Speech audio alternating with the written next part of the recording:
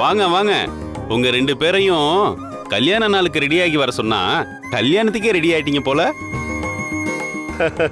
நீ வேறப்பா.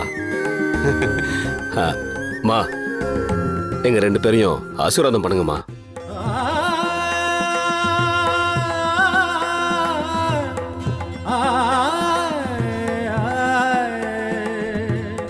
அப்பா, இந்தாங்க உங்களோட கல்யாண நாளைக்கு என்னோட கிஃப்ட்.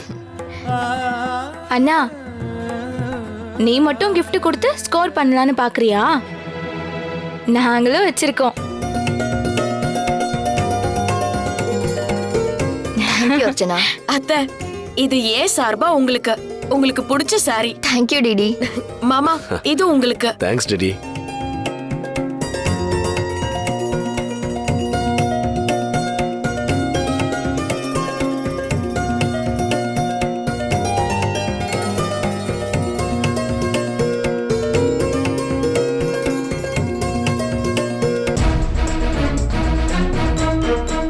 வீட்டுக்குள்ள எல்லாரும் gift கொடுத்துட்டோம், ஒருத்திய தவிர. டிடி, அவளை யார் இப்போ ஃபேமிலின்னு நினைச்சது? அர்ச்சனா, ஏன் பவி, நீ எந்த கிஃப்ட்டும் வாங்கலையா? இல்ல அர்ஜுன்,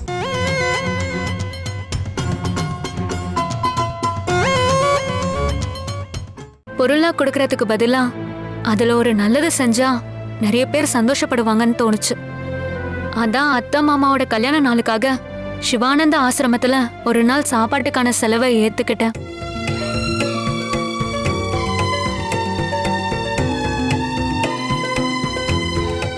இன்னைக்கு ஒவ்வொரு வேலையும் அங்க உள்ள குழந்தைங்க சாப்பிடுறப்ப அத்தை மாமாவை மனசார வாழ்த்துவாங்க.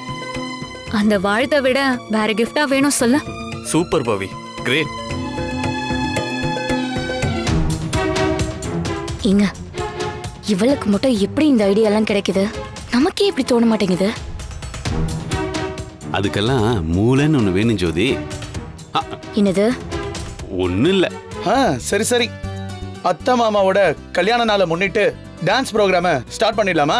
பண்ணிடலாம். மனோ, நீ ரெடி தானே? ரெடி பவி. சரி வா போலாம்.